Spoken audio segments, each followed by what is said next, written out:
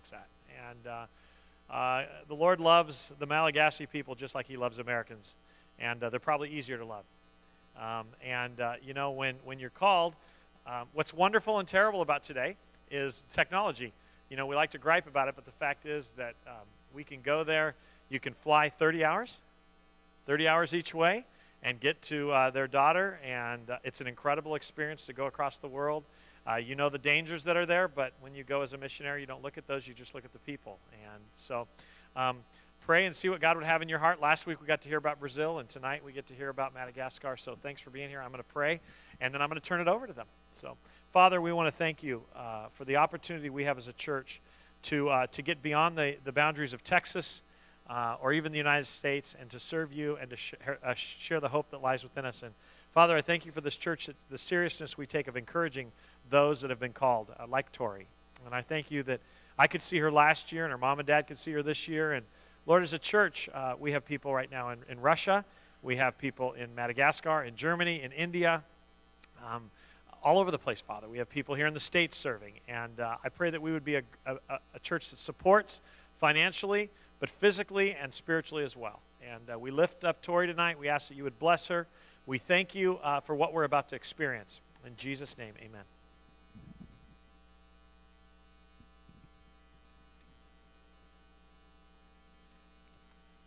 Well, Yvette has worked very hard on the slideshow presentation. It took hours and hours and hours for her to get it together, which probably would have taken a 12-year-old about 30 minutes. But, we don't have 12-year-olds running around our house anymore. So Tori is with a missions organization called Africa Inland Mission.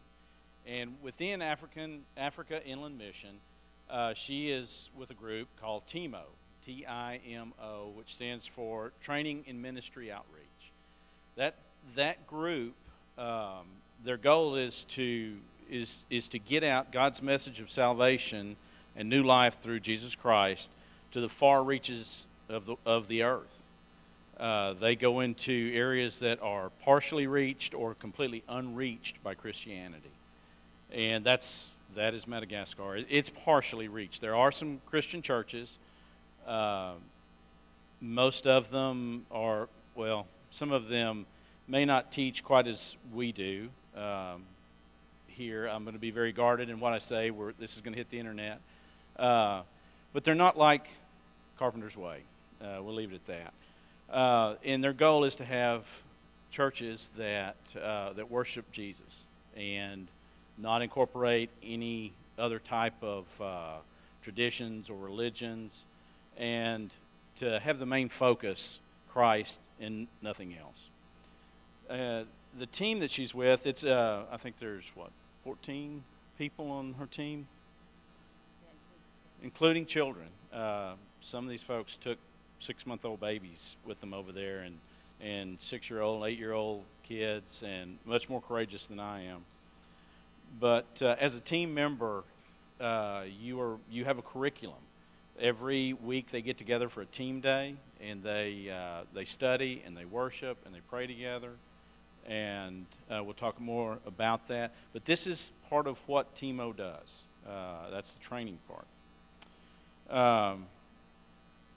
They're called to live very simply, like the people that are native to that area, which Tori and her hut mate and other missionaries do. They live in a bamboo hut, and you can see through the walls. There's not much modesty there, because as you walk by people's huts, you can see through their walls. As they walk by your hut, they can see through your walls. And so definitely not like the way we do it here in the States. Well, with that said, you ready? All right. We had an opportunity to go to Tana City Church while we were there, and I'm going to show y'all the area a little bit better in a minute. But the pastor was visiting, and he was giving a message, and one of the quotes he used was, "Where we are not consciously relying on God, there we shall inevitably be found relying on ourselves." And he was telling the story of being called to Madagascar over and over and over, short term. And he said he realized he was trying to figure out what God wanted him to do. And he had spent a lot of years, I think it was over 8 years' time that he had been. And he said he suddenly realized that the ministry was already there. and that God was already there and God already had his agenda set. So this preacher was not adding anything to that when he brought his own agenda. And when he gave that up, he felt, that day he was telling the church, he felt like God was calling him permanently and moving his family to Madagascar. And it was real affirming for us because we knew that you guys sent us to encourage Tori. And other than that, we really didn't have an agenda. We just tried to go. And she was encouraged, and so was her team. But boy, were we encouraged. It was amazing. So I'm a teacher, so I'm going to give you a geography lesson. It's really nice to know where we're talking about. So there you have the continent of Africa, and you can see the island of Madagascar. It's the 4th largest island in the world. And then when you look at Madagascar, I don't know how well y'all can see that, but right in the center of the island is Antananarivo, and that's the capital. So that's where you fly to. And I want to go back to this to kind of show you. The plane makes an arc and goes over the Middle East, over the Persian Gulf, and down to Kenya, which is on the continent of Africa, and then stops and goes over to Madagascar. So you have several different stops. I'll talk about that in a minute. Over on the east side of Madagascar is a town called Tomasina. It's Toamasina, and that's where Yesupadam, the Love and Care Ministry from India that we support, he has a ministry there, and Tori has actually gotten to visit with them, and that's where Mark went when he went to Madagascar. So we landed in Antananarivo, and then if you look up in the northwest, kind of on the tip of Madagascar, you'll see something that's called Nosy Bay, Nosybe, and that's the name of our island. It's a teeny tiny island up at the top. And this is our island. They pronounce it Nosy Bay. It took us a long time to figure out how to pronounce it. And if you can see, I can't see back here. Can you see the words on there? Not really. Kind of in the southeast, there's a little hook in the island. There's a village called Madagascar, and that's one of the villages where they have team. And when you walk up into Nosy Bay, where you see the red lines kind of intersecting, her village is up there. She's in a forest village. So Madagascar is a beach village, and she lives in a forest village about a 50-minute walk from the coast. And then if you'll look down at the very bottom in the south, you'll see an island called Nosy Tanakeli, and I'll tell you about that island. Just remember where it is, and remember that there's Madagascar, surrounded by the Indian Ocean and the Mozambique Channel, and there's Nosy Bay, and then tiny Nosy Tanakeli, I think is how you say it. Okay. So this is the Google Earth of her hut. So if you want to look at her on Google Earth, Clay can give you the coordinates, and you can take a look at her hut.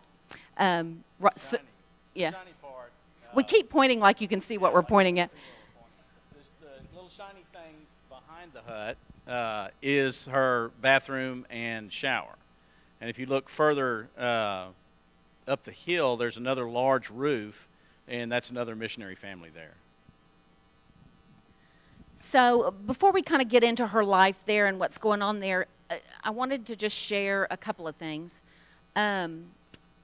One was just the overriding theme, I think, for our trip was trust. God just saying, trust me, over and over and over again.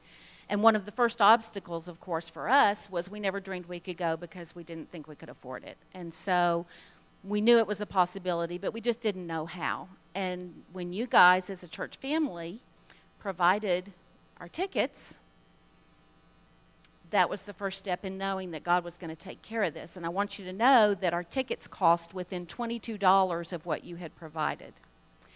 And then we had to get a flight from Madagascar to Nosy Bay, which was an additional expense. And I got a teaching stipend, and it covered that amount perfectly to get there. And then we had a garage sale, furniture sale. Clay and I have a second business that we work at, and it was a week before we went on the trip, and it provided us enough for our expenses and to take Tori on a little 3-day getaway while we were there. So before we even boarded the plane, God was saying, trust me. And those of you who know me know that I really don't like to fly very well.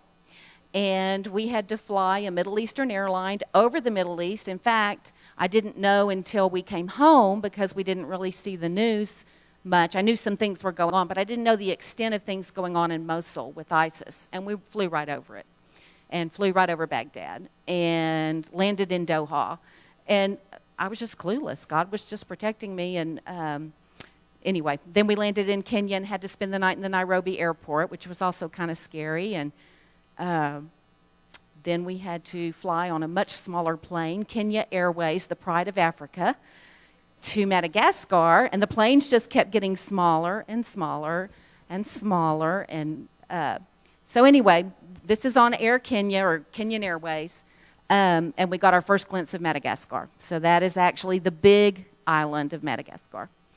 And we landed at the Antananarivo Airport, which is the capital, and we went to the end, and there were some reflectors, and they stopped, and then they turned the plane around and went back to the terminal for us to get off because there's only one runway, and they do one plane at a time. So you get out on the tarmac, and you go in, and you try to find your luggage.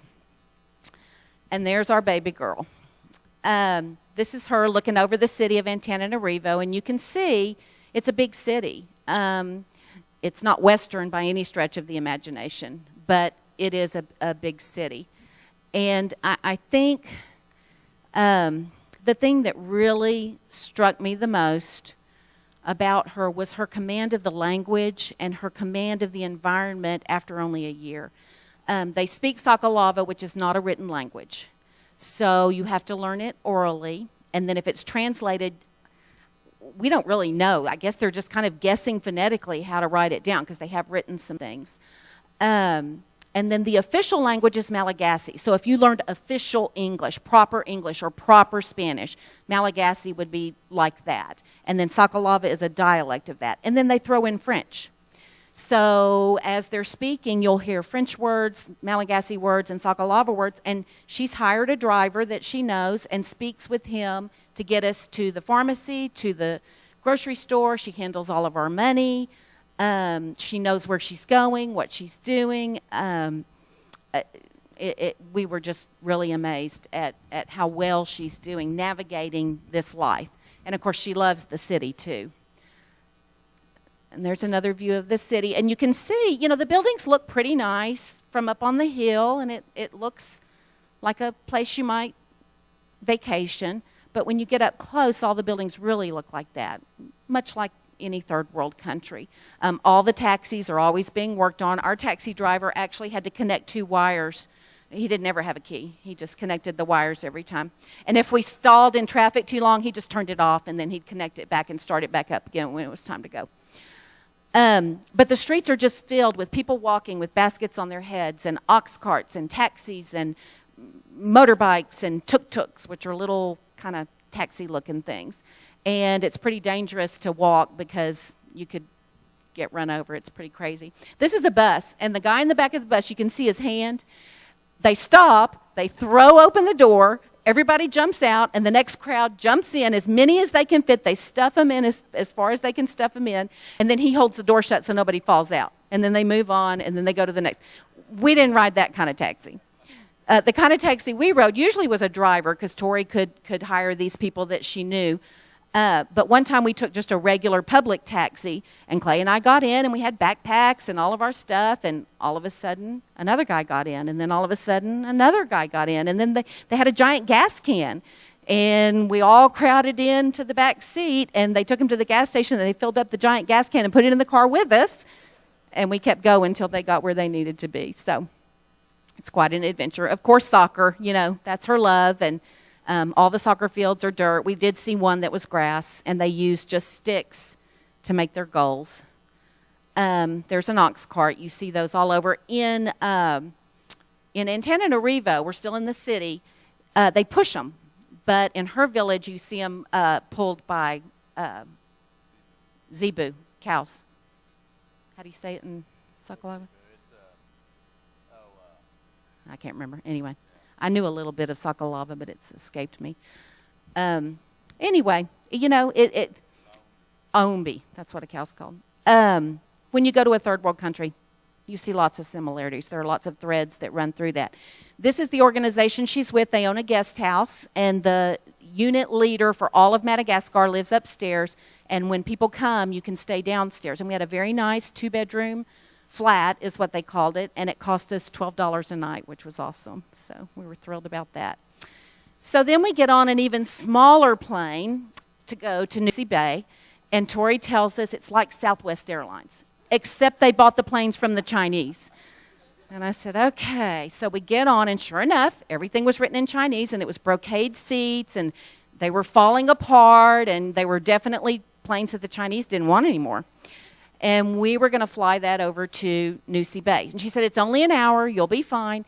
And just watch, because sometimes people check fish with the baggage. And I thought she was telling me a tale. Oh, yeah.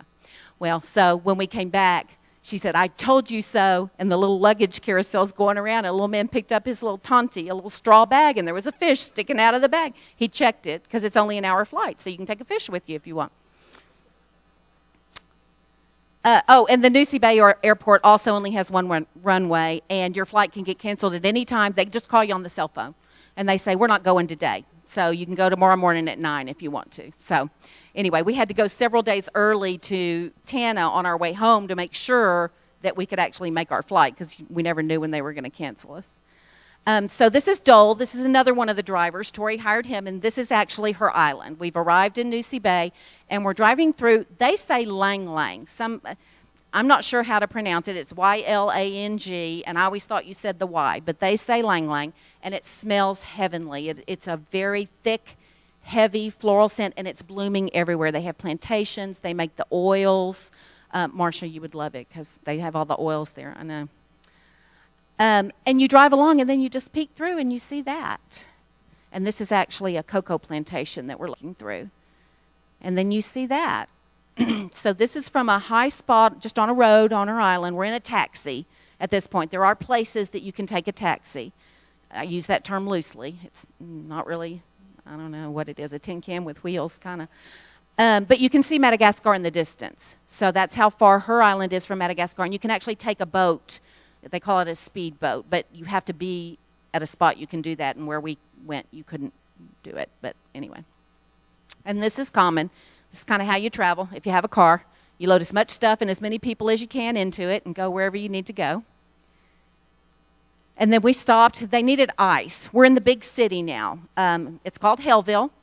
They do not have the same connotation for hell that we do. It actually was named after a man. But it has grocery stores and restaurants, and not like what we would picture, but they have places you can get what you need. This is where she goes to get groceries. And so we had to get ice, because they don't have a refrigerator, because they don't have power. So they keep the ice in these ice chests, and this took probably 30 minutes, because he beats it with a piece of rebar until it fits just right into the ice chest, and then puts the little chunks in the red ice chest. And once it all fits just right, he puts the lid on, they take it home. And then they can use it to keep a few things cold. They might buy a couple of chicken breasts or some yogurt or something like that they can keep cold for a few days. And Clay and I were fortunate enough to take them a Yeti cooler, if you know what a Yeti is, and they were thrilled, because it'll keep ice cold for a whole week. And so they're better able to keep some things fresh. I don't think anything we ate was really fresh anyway, so I don't know what difference it makes. Okay, those of you who have sent her things, this is where they go. So if you send her a box or a letter, you're going to be very amazed that she ever got it, because the whole post office looks like this. There's just stuff everywhere, and her hutmate Michelle walked in and said, do we have any packages? And they know them.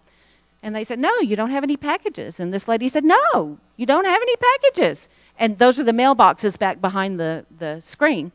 And this lady said, no, you don't have any packages. So Michelle went back there, and in her box there was a slip that said, you have a package. So they finally found the package. But anyway, I thought that was kind of fun for you to see where your stuff goes when you mail it to her. And so far, I think they've gotten everything. I'm not sure anything's gotten lost. This is the market that the local people use, and everything is out. It smells terrible, because they keep all of their meat and everything just out. And so this was a lady we were buying spices from. And if you see, her face is kind of yellowy orange. They use the dirt. The dirt there's very red. and they mix it with things and put it on their faces. Some of them have beautiful designs on their faces, and it protects them from the sun. So, I was curious about face painting, and Tori told us that's one of the reasons they do it, is to help protect their skin. She sold spices. She sold Lang Lang oil. She sold vanilla. She sold saffron. I had no idea saffron was expensive. I bought a great big bundle of it, so I guess I need to share with people because they told me it was probably worth a lot of money. We bought fresh vanilla from her, and she always gives Tori free things. So I think it's really cool that Tori has already established that relationship with somebody, because she's way far from Tori's village, and she knows her and, I think considers her someone that she could maybe form a relationship with. So, and those are crabs. They live on a beautiful island, and you get the freshest seafood in the world.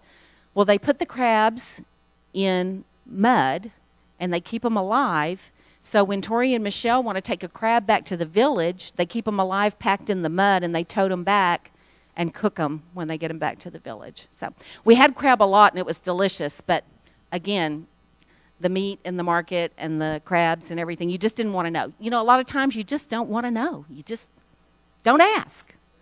Yeah, don't ask questions. So finally, we can take a taxi. It takes about 20 minutes, and we take a taxi into Madagascar. And I can actually say that one. This is not Tori's village. This is where Rosina, the team leader from AIM and Timo, lives, and she is Sakalava. They managed to find someone who spoke the language. She was educated in the United States and wanted to go back and share Christ with her people. So it's very cool. She's our age, and she's doing this as her retirement. She's quite an entrepreneur. She owns a taxi. Dole, the taxi driver, works for her. She owns a excursion boat, a villa. I don't know what all. She's got all kinds of businesses, but she lives in a hut in the middle of this village to minister to her people, and that's what she's chosen to do, and it was pretty cool. The blue thing you see in the back is an ox cart. That's about to take our luggage up to Tori's village. When they have lots of stuff to carry, since we walk, they'll take an ox cart, and that's an Aumbi ready to pull the cart. And they have dogs, and the dogs are named Henry and Todd and Betty. It just blows my mind. I don't know. But anyway, this is Rosina, and we fell in love with Rosina. She's got, African people have such a beautiful lilt in their voice, and the Sakalava dialect is just beautiful. With the French mixed in and the Malagasy and all, it's just so sweet. And she is a sweet and wonderful woman and takes good care of my baby. So she's a great leader for the team. This is her porch. And then we met Michelle. This is Tori's hut mate. So it's just the two girls in their hut. They live in one hut in the village, and then there's a family that lives in another hut up the hill from them, and that's all in their village.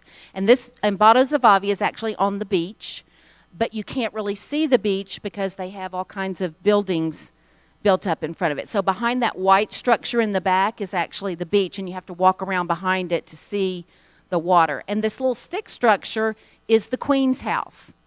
They have a queen. We asked Rosina a little bit about the queen, and she didn't really know, except that she's the queen and she's getting a house. So they have kind of an interesting political structure there. Tori's village has a president. So, and I think you're elected. I don't know. But this dirt area is where some of you read on Facebook that we got to take some of the kids to watch the World Cup. They had a big white sheet-looking screen thing hung on that white building, some kind of a satellite dish, computer speakers, so you know what those sound like when you turn them all the way up. And this dirt area was filled with people coming to watch the World Cup. It was all in French, so all we could do was just watch. Tori had her Coke and her little bit of Chex Mix that we had brought her, and she was just in heaven. And so it was a great night. So there's the ox cart heading up to the village. So when we start out, the road's okay. A taxi could get up the road part way.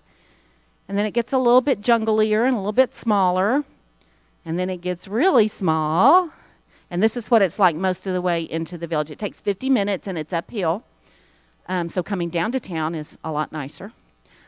And then you'll just come across the top of a ridge, and you'll see a rice field. Or you'll see the water. Or there was a grotto where the water would just gurgle down into this little grotto. I mean, it's lush, and it's just beautiful. And so we finally get to the village, and they're so excited to see us. They call us Mama Tori and Papa Tori. You're named after your child. So, and it's whoever. If we were here, they might call us Mama Jessica or Mama Tyler. But there we're Mama Tori and Papa Tori, and we're family. You know, we thought they would be excited because the Vazaa, that's the foreigners, the white people, the Vazaa were coming, and they're bringing stuff, because that's always kind of been my mindset. And Tori said, no, don't bring stuff. That just causes problems. She told us specifically what to bring. But she said, they're excited because you're family, because you're my family. They're very family-oriented. And, of course, you see the tops of the huts. This is Tori's front porch. So that next little roof you see is her neighbors. And so the kids came up, and Michelle, her hutmate, said that what they were saying was, let's go watch the Vazaa. They just wanted to watch white people. So they came up to look at us, and we looked back at them.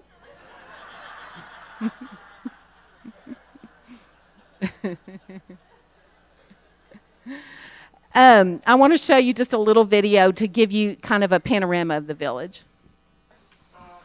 You don't have to listen. There's not really, it's just background noise.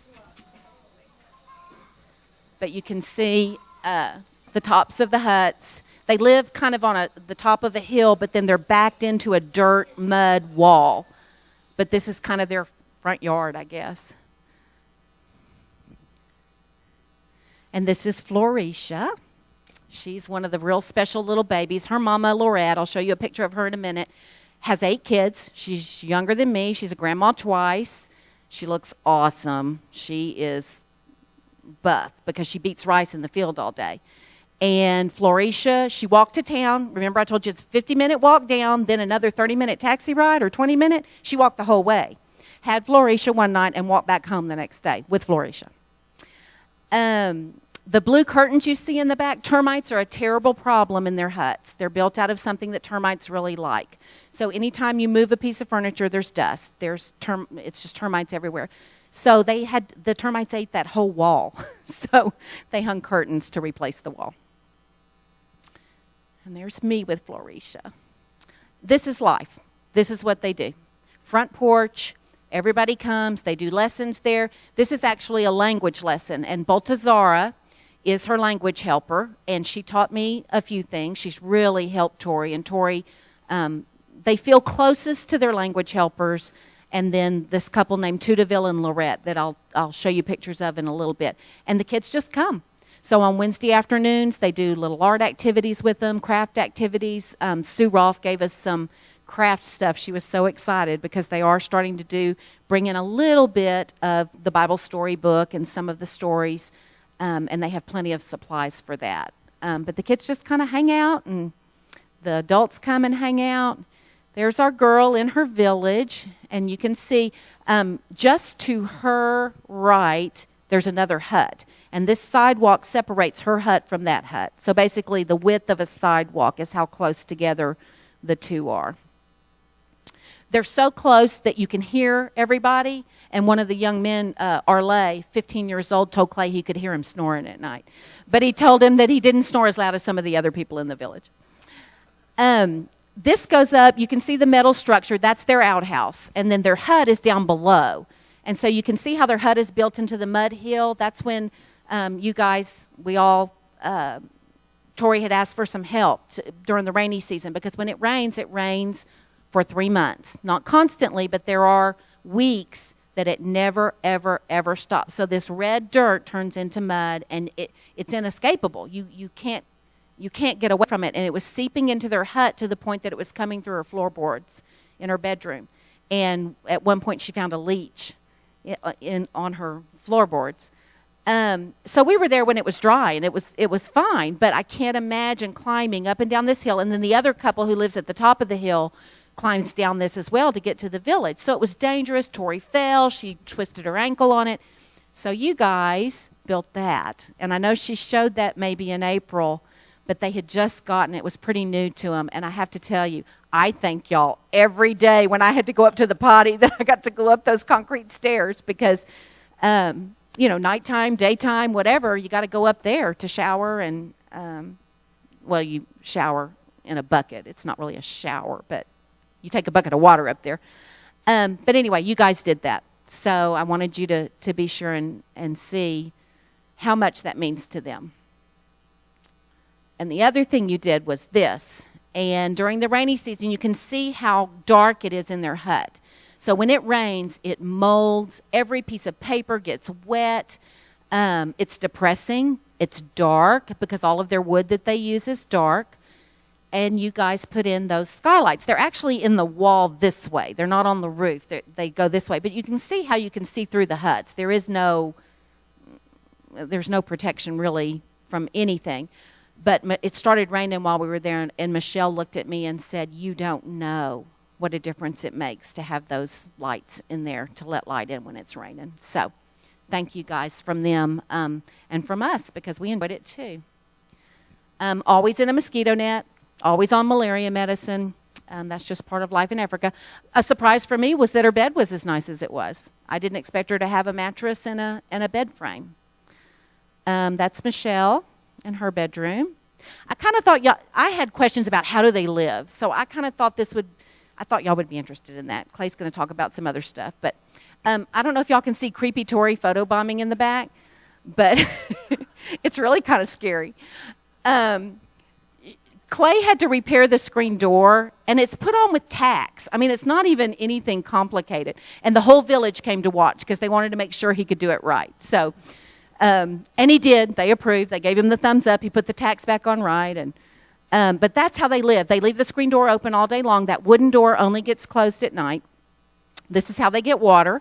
They bring up these jerry cans, these yellow cans from the well. The well's at the bottom of the hill, and it's just the kind of well where you put the bucket down and bring it back up with the water in it. And then they filter it in this little yellow and orange thing. It goes through a filtering system. Some of them have rocks that filter it, and we drank it the whole time, and it was fine. Behind him is a bush fridge, and so I thought they had a refrigerator when she told me that, but a bush fridge just has screen like a pie safe, and they keep fresh bread in there and vegetables and some of their food supplies so that the animals don't get in and get to their food. Their refrigerator is an ice chest. Okay, I could not figure out, how do they get cell phone service? How do they have power? How does this work? You're in a village that has no electricity. Well, they have these solar panels, so if it's sunny, there's always a measure. Oh, we're getting 20. Oh, we're getting 60. Oh, we're almost charged up. And then they run in and charge an iPad or a Kindle or a cell phone. And even the villagers will bring them a cell phone to charge on their system. So they put those out when it's sunny, and then it's all connected like that inside. And so there's every kind of charger and connection, and it's just this mad dash to get things charged when they do have some power on the battery. And that's how we felt. No. No. I don't know how often. We didn't communicate with her a lot during the rainy season, and I didn't think about that, but that's probably why. Because they can go to town and charge things, but it takes quite a lot of effort to go to town to do it. So convenience-wise, when they want it, they consider having it in the village kind of a convenience. It's not a way of life to have things charged. They just get them charged when they can. I thought that was cute. Hut, sweet hut. This is the stream at the bottom of the hill. This is where, if you go out early in the morning, you'll see some of the women bathing, possibly. After that, you might see them washing dishes. After that, you might see them washing clothes. After that, well, just use your imagination. And then Tori washing her hair. So it just all happens in the stream. And it's life, and you just kind of roll with it. Here's another, these are the kids in the village. I want you to hear what it sounds like.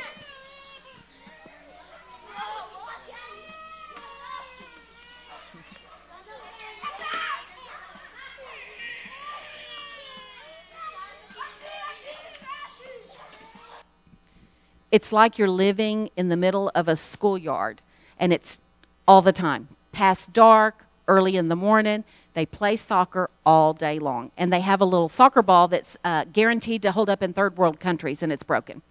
I think they broke it pretty quickly after they got it. And the crying you heard was Franco, and Franco cries all the time. He's just not happy. I don't know. He just cries. This is the rice field, and we went out to work in the rice field one day. They have this little hut that they set up to keep them out of the heat. Everybody comes. It's a family affair. Everybody comes. The kids are there. They play, they cook, and they work. And so this is Lorette. She's my hero. She was my favorite woman. You can see how strong she is. And she beats that rice. I have a video of it. But this is just to get the rice off of the stalk, I guess is what it's called. And then they have to beat it again when they get it into the village to get the husk off of it. So it's a 2-step process. Well, 3-step because it has to be cut down first. Lorette she and her husband Tudaville have been so precious to Tori and Michelle and have really taken them under their wing to help them, especially right at first, they said. They were there for whatever they needed. And they go by different names, too. Tudaville is what they call him, but he's Papa Swarziki.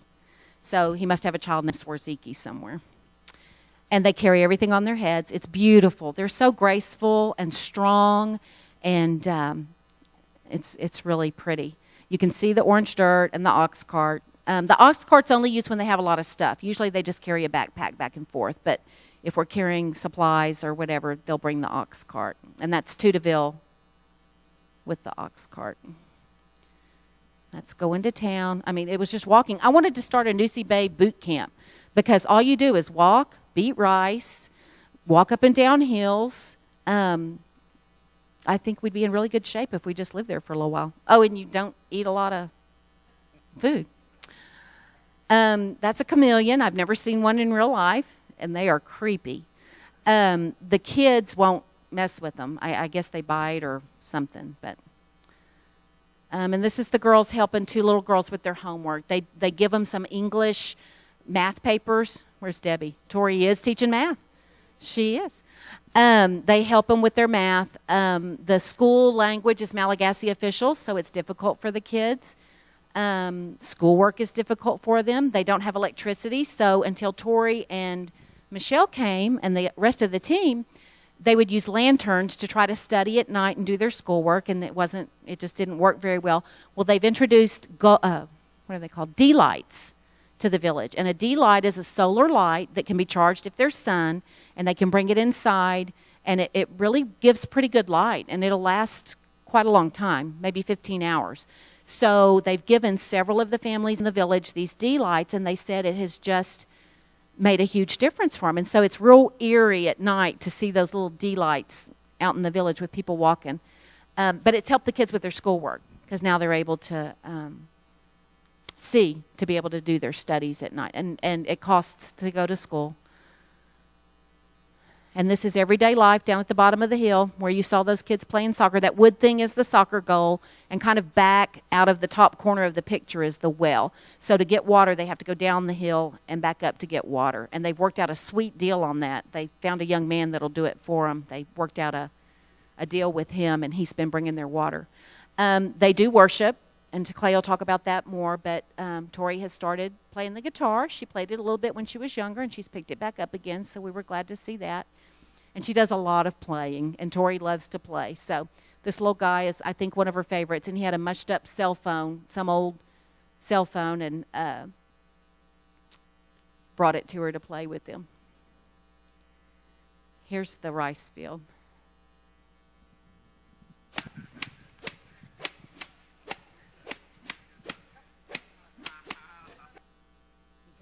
You hear that sound? I couldn't make that sound. I tried. I couldn't do it. But that's what they do. This day was a great day in the village. This was a day we cooked, and Tori provided the food, and the people she's closest to in the village came up and cooked it for us. And they are multitaskers. They can do anything. They can hold a baby. They can scold a baby. They can change one. They can nurse one. They can stir the fire. They can get the rice steamed. And I'm just in awe. They are truly amazing. And it's a community effort. They live in community. So everybody was there. The only adults who came were the ones who were invited. But I think every kid in the village came. I had written about this on Facebook. I really had to put aside. I had to trust. You have no option except to trust.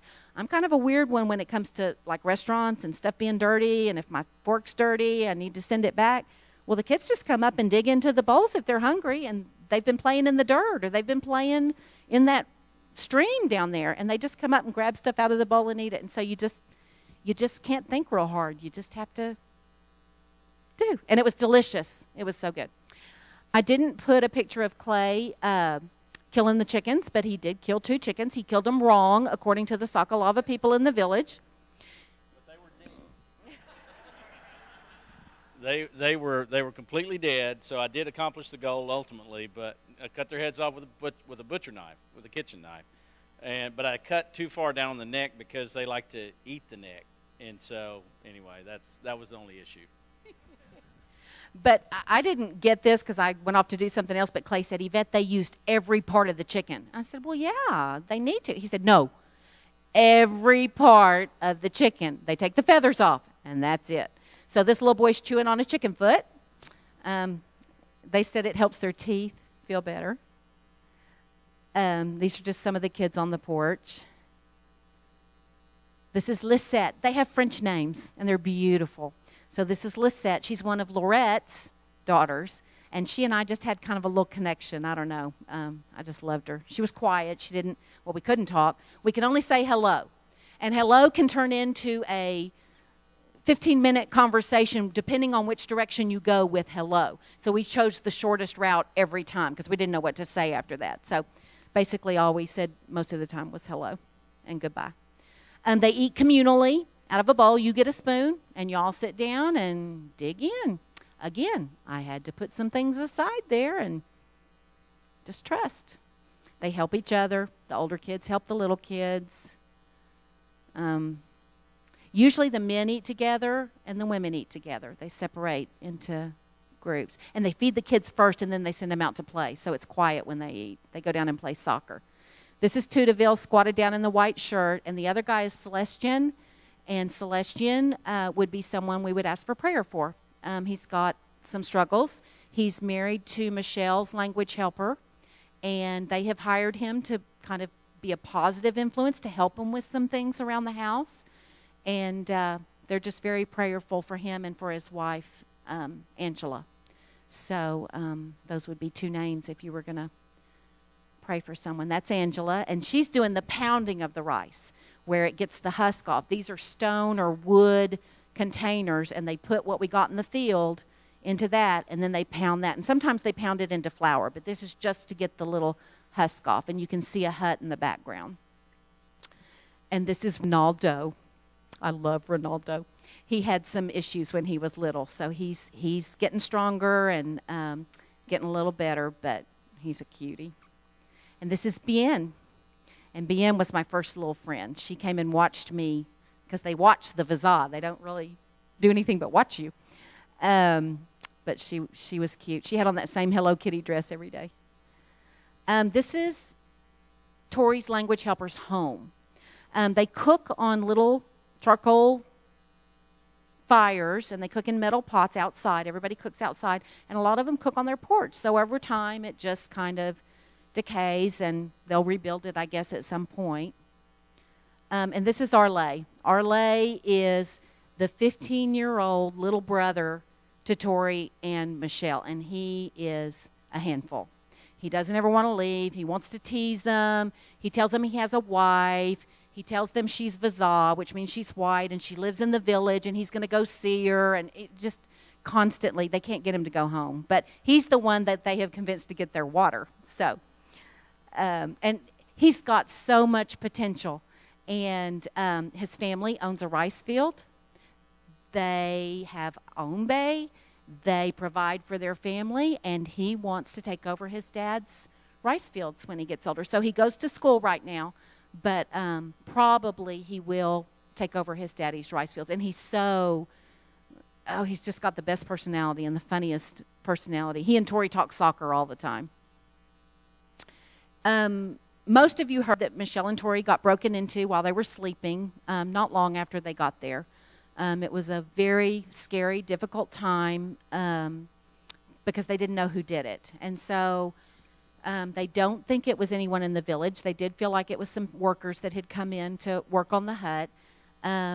Nothing was ever really resolved from it, but, it was a time of growth for them and a time of trust for them about living in a place like this. I have to share, Julie and I were talking when we got back, and she said, being there, do you feel better about where she is? Mom to mom. You know how you feel about your kids when you're a mom or a dad and your kids are away? And I said, you know what? I don't feel that she's any safer, that she's not. We're not safe here. It's completely up to God. But I know where she's supposed to be. And I know absolutely my faith was so strengthened that it doesn't matter whether she's safe or not. She's God's. And she is exactly where he has called her to be. So a robbery is scary, but she's there for a purpose, and she's there on God's agenda. So anyway, Michelle is an artist, and she wrote the scripture on the door. So they leave the door open all day long. They leave their windows open all day long, but when they leave or go to sleep, they close it. So the village sees, or anybody that would come sees the scripture when the door is closed. And this is a typical hut in the village. This is Baltasar's hut. This is her language helper. And I think, is that Todd? Yeah, that's Todd. Todd the dog. They don't treat dogs there like they do here, and Clay did not have a good time with that. No, they are not people in Africa. They are dogs. This little guy's one of my favorites. He wore that brown turtleneck the whole time I was there. I was so hot, I could not even stand it. And he wore a brown wool turtleneck. But I think he looks French. Don't you think he looks just cute and French in his turtleneck? They are taking little, I don't even know what they are, kind of a gourd type thing, and they're making cars out of them. They make toys out of old water bottles. They put them on a stick and just run them around the village. But this particular day, you can see the round pieces that are cut off. They were making wheels for the car and carving out the inside, and I guess it'll dry, and it'll make a little car. These are the elders of the village. This is Papa Tudaville. I've been talking about Tudaville. Well, it's his daddy, so he's Papa Tudaville and Mama Tudaville.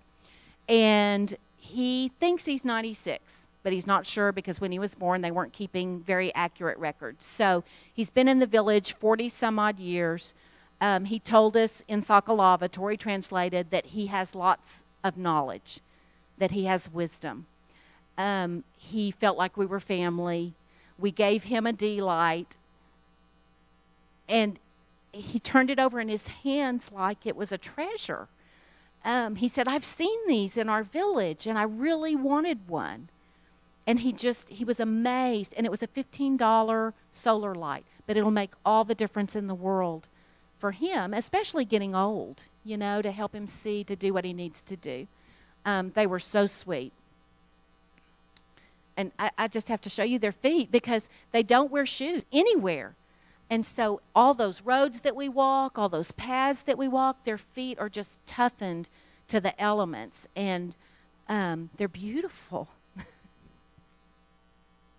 And we go from this the next day to that. That's how beautiful this island is. This is just down the road, a 30-minute taxi ride, and this is the beach. There's a huge resort there. It's such a contrast. The whole village, all of Madagascar to me was such a contrast. And Clay commented on this picture. He said, this guy's fishing. He's got just 2 sticks and a net. And he said, you could look at that picture and that could be any time in history. They're still doing things the way they've always done them. And he was just out getting the catch of the day, I guess, so he could pack it into a tanti and put it on the airplane to check it over to Madagascar. This is my friend the lemur. I just had to throw this in at the last minute because it was so much fun. I didn't realize that lemurs were only in Madagascar. I thought that they were prevalent there, but I didn't know that otherwise they're just kind of in zoos or preserves. But this is where they live in the wild and they're endangered. So this one came down and we were eating on the beach on an excursion and it wanted our bananas. And Clay was really excited about the bananas because he had had them in India. And so the lemur came and took one, grabbed it. Before I could stop him, I was telling him no, and he grabbed it and ran up the tree. Well, he came back and he took the whole bunch. And so here he is up in the tree eating our whole bunch of bananas. Clay didn't get any he didn't get any bananas. And I told you earlier to remember that little tiny island down at the bottom off of the tiny island that she lives on. Well, that's it. You see way off in the distance? That's it. And then behind that is Madagascar, and that's like the Mozambique Channel in the Indian Ocean. Well, that little blue boat is what we took to that island. And if I had looked at a map first, I wouldn't have gone. But anyway, I did, and it was wonderful. It was beautiful snorkeling, coral reefs. I'm so glad that God just protected me and made me dumb so I didn't know where I was. Because it was one of those boats with the little tiny motor that goes, ring. Yeah, we went that far on that boat. All right, I'm going to turn it over to Clay. I've talked enough. I probably took up way too much time. All right, this is, I was telling you in the beginning where about TEMO and that they have curriculum. This is Team Day. And at Team Day, they have a Bible study. They review articles written by, on the subject of Christianity or religion or new movements or whatever. They have a time of worship. They eat together, and they also have a time of planning for the purpose that they're there for, which is to introduce Christ to this area and to this island. And ultimately, they want to plant a church. That is one of their goals. In their language, in their dialect, not in the official Malagasy, not in French, but in their dialect, and one that people feel welcome in. There are some churches in that area, but they're not in their dialect. There are no Sakalava churches. So this is down at Mbatozavavi, which is near the beach, which we showed you the picture of the building. We watched soccer there. Same village, and all the team members are there. We take the ox cart. No, we just walk down there on team day. I think team days are usually Thursdays. And we walk down there, and everybody's just kind of hanging out. We have snacks. We talk. This is Jen. Jen is from, where is she from? Arizona. Single woman. She is a team member. She lives by herself in that same area. And she's doing Bible study. They take turns. There's not one person that does the whole thing. They take turns through all of it. That is Michelle, Tori's hutmate. A lot of discussion. This is lunch. We are sharing in the traditional Sakalava way. Everybody gets a spoon and eats out of the same dish. Tori's feet, the feather and dirty feet, and everyone else's feet. Their feet are dirty all the time. That's just the way it is. Yeah. But they're always red. Always red. Now this is a group. They were a band before the missionaries ever got there. The one in the blue, kind of in the center, looks like Arsenio Hall. I passed him in the village before I ever knew that he was in the band or anything, and I thought, wow, it's Arsenio Hall 20 years ago or 30. And anyway, when I described him to the rest of the team, they said, "Oh yeah, we know him. He's in the band, So yeah, they thought he looked like Arsenio Hall also. But anyway, these guys, they've been going through a Bible study, and as Yvette said earlier, the Sakalava language is not written, so it's like hooked on phonics on steroids. I mean, everybody, you just sound it out and you write it down, and hopefully other folks can figure it out what you've written, because there's no official way to write anything. But they've been doing a Bible study. They started in Genesis. And so it was an oral translation, to start with. And these guys, the band, wrote songs based on Genesis, based on hearing the Word of God translated. And they remembered it, and they did an amazing, of course, I had to take somebody else's word for it because I didn't understand a word they said. But they translated it very well, or remembered it very well, and put it in the song. This is the words. Or what was this? This is the days of creation in Sakalava, which Yeah, they are working on trying to translate the Bible into Sakalava. Tori's team is. I think there's some other folks trying to do that as well. It's very difficult because there's not as in most cases, there's not a word-for-word translation. So you have to adapt other words to, like for sin. They have no word for sin. In their culture, people are not responsible for bad things because of their beliefs and their superstitions. It's always a spirit. It's always somebody else's fault. It's never their fault. So there's no reason to have a word for, especially for personal sin, because they never do anything. They don't sin. It's always somebody else's fault. These are the kids, missionary kids. On team day, they're inside watching the computer, probably a movie. We're going to play just a short clip of this. This is the band in their translation of Genesis.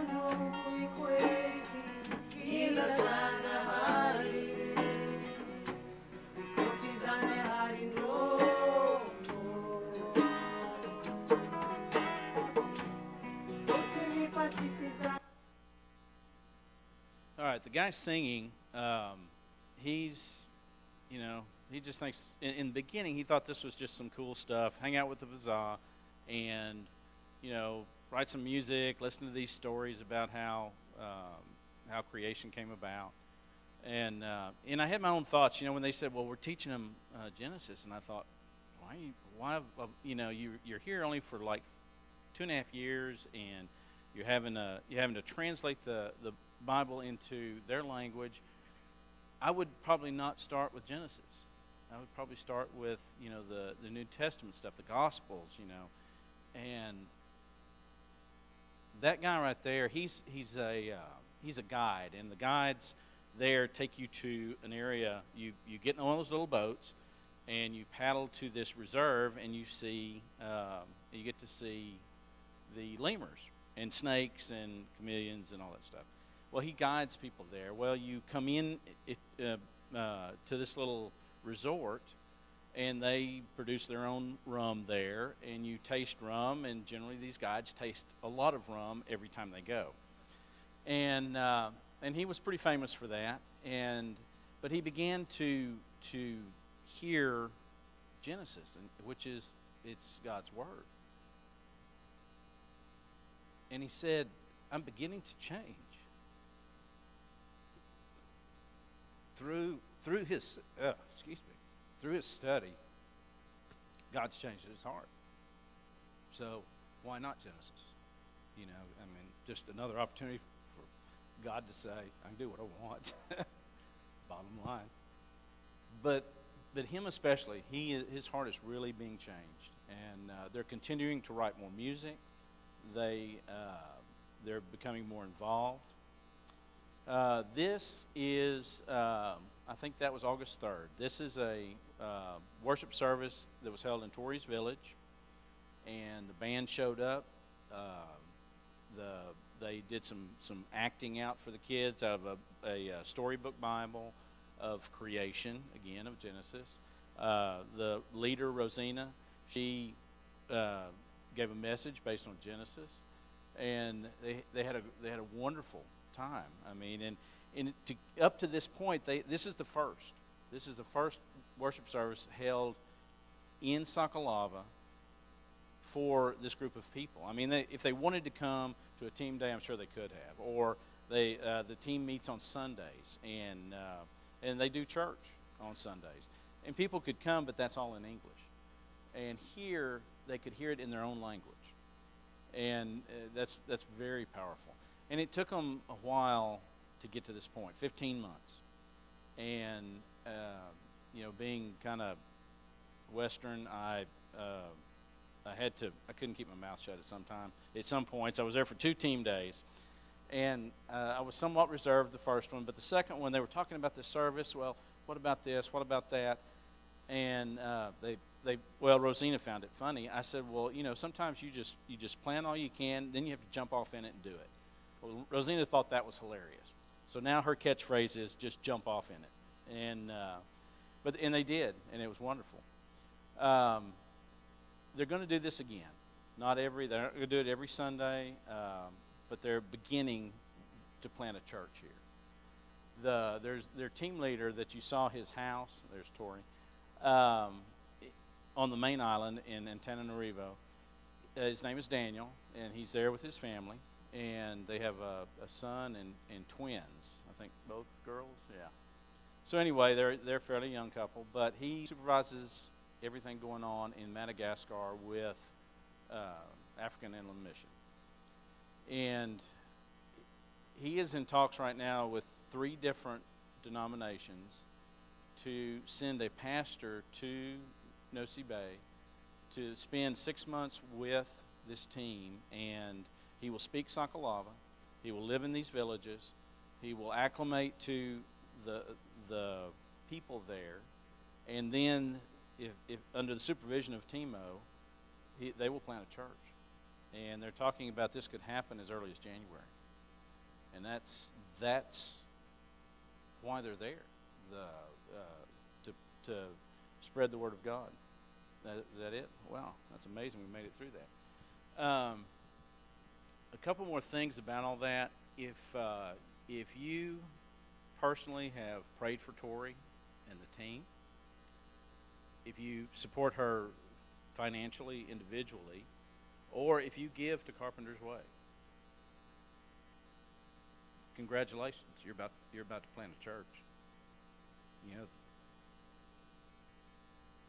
It's amazing what God can do through a handful of Westerners. This whole team is from the U.S. or Canada. They're just a bunch of city folks. They're not survivalists. They're just city folks that God stuck out in the jungle, and in very primitive conditions. Very few places have electricity on the island. Very few. So everything you eat there is either fresh or rotten. That's kind of the dividing line there. If you're going to eat, you're going to eat one of the two. Hopefully, it's fresh. But you guys have been a part of the ministry to this point, and all the team, the entire team, even the kids, are learning the language. They're learning the customs. They're loving the people. The people are loving them.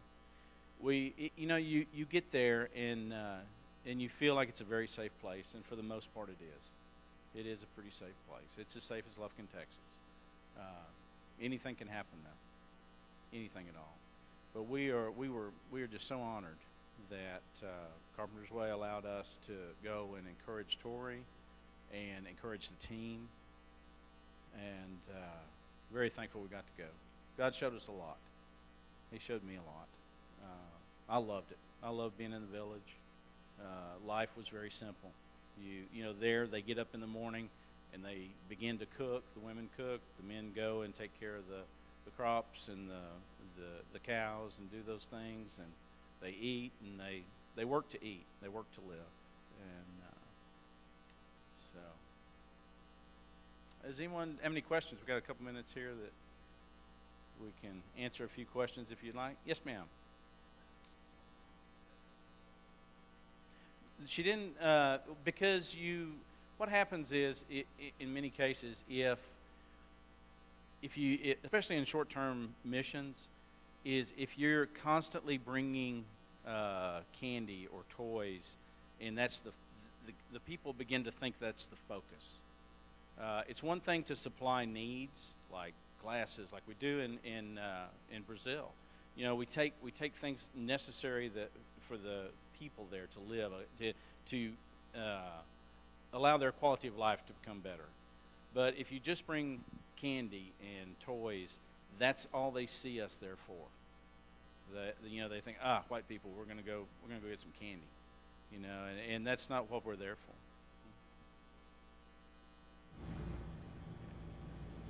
It's also a little bit different because they live there, so they're part of the community, and so they have to be real careful about how they relate in that culture. Every culture is different, but in that particular culture, it causes problems among the villagers and among the children and different things too. So because it's their life, it's a little bit different. So she was real specific on the things. If they decide to give candy, it's different. Tori and Michelle can give them candy, or they can give them things that they need. But for the visitors, it's just not recommended for their particular ministry.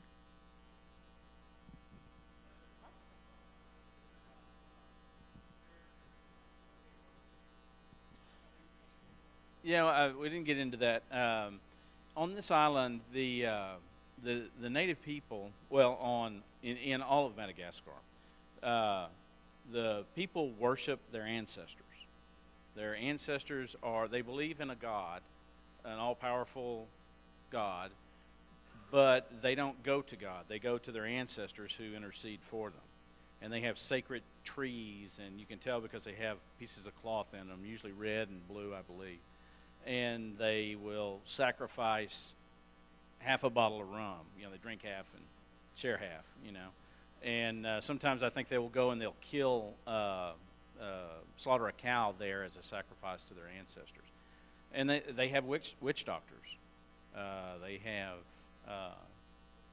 witches, and there is a lot of demonic things going on there. Mainly, it's keeping them focused on something besides God, and it's the same thing here. We're distracted by other things. Yes.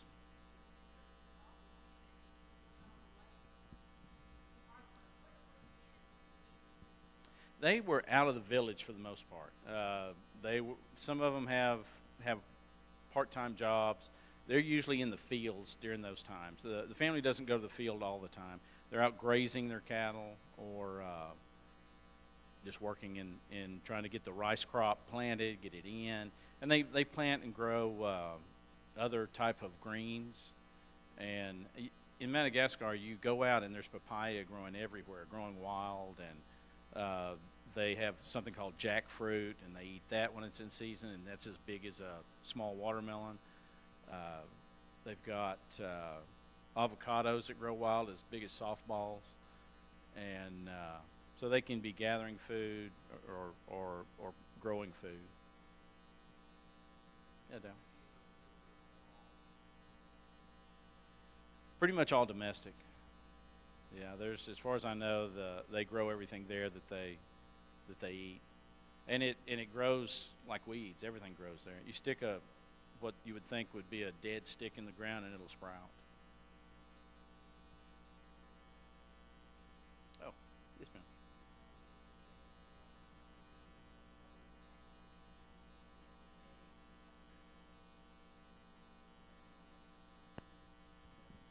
Yeah, it's different. Welcome to my Methodist friends. Healthcare. You need a hospital, what do you do? And we had an incident like that, so we've experienced that. Tori had a staph infection, and it was the middle of the night there, and it was daytime here. So I had all kinds of waking hours to worry about this staph infection that I was sure was, just going to be awful. But through modern technology, she texted a picture to Jessica, who texted it to Dr. Caskey, who was able to say, you're not going to die during the night. Dr. Habernick, that you're not going to die during the night, you'll be okay. There isn't really a hospital. There's not a doctor. So that night, she couldn't really do anything except text her sister and try to find someone who could look at the staph infection. There is a hospital in Hellville, which would be a 50-minute walk and then a 30-minute taxi ride, but we never saw it open. It didn't look like anybody was there, and she calls it the Italian hospital. I don't know. I think there are doctors. You don't, when we would go across the border in Mexico, we would see Dr. So-and-so. You would know that there were doctors and dentists, and we didn't see any of that. So they do a lot of midwives. But they do go into town, I think. They have a high infant mortality right there. So they try to get them into town, but I'm not sure that it's really in a hospital. She was asking about childbirth, how the babies are born. Oh, yeah, they don't name them right at first. And you don't talk about a woman who's pregnant because they have such a high mortality rate. So they hold off on that until the baby's born and healthy. So, yeah.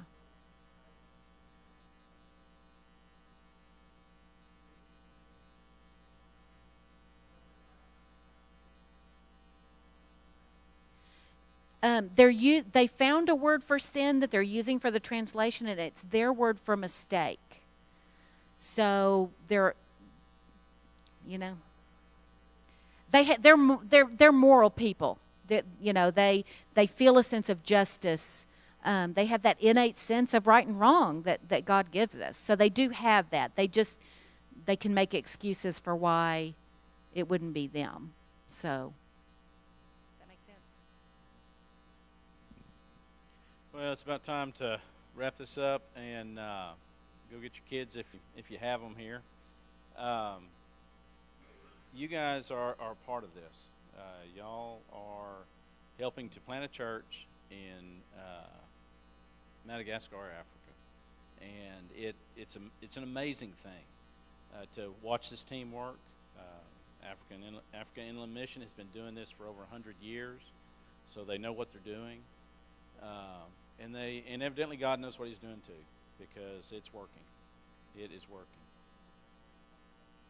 If you're interested in updates, friend Tori on Facebook, they have limited cellular service and limited internet, but she does post things from time to time, and a lot of it's kind of humorous. But she also posts a blog or a link to another missionary's blog. And you can kind of see what's going on there. It's really cool stuff. Well, thank y'all for coming. I'm going to pray, and we'll be dismissed. Father, we thank you for this wonderful time, a time to come together and see what you're doing in the world, to see that you've got it under control, whether I think you do or not, or whether I think I teach this versus that. It's your word, and it's powerful. It's